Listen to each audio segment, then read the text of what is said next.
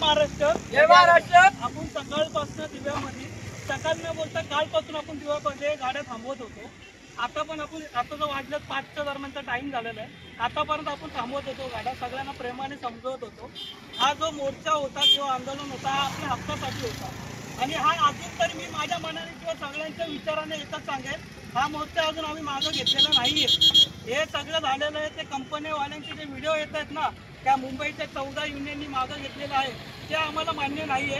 आम्ही 2 दिवस गाड्या उभ्या ठेवल्या ना, अजून 15 दिवस गाड्या उभ्या ठेवू, भले वडापाव खाऊन सकाळपासून इथं उभे आहेत ना ते रोज खाऊ, पण हा आंदोलन आम्ही चालू ठेवू।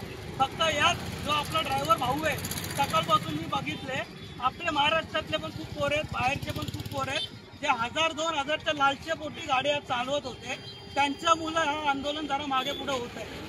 त्याची सर्वांनी नोंद घ्या। आपण स्वतः या गाडीचे ओनर आहेत, कोणाची रेंटो चालवलेली गाडी आहे, सगळ्यांची EMI होते, सगळ्यांचा EMIचा डेटचा पिरियड चालू आहे, या तारखेला EMI जातात।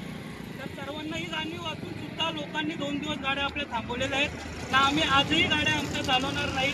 पुढचा जोपर्यंत निर्णय येत नाहीत, डॉक्टर त्यांचा जो डिसिजन राहील तो आम्ही फायनल मानू।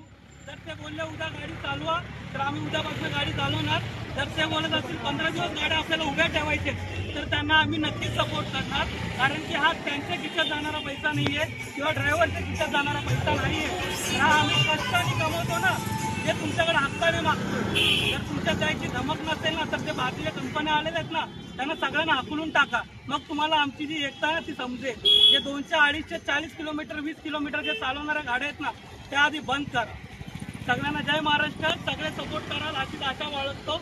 आम्ही अजूनही या मोर्चाला स्थगिती केलेली नाही आहे।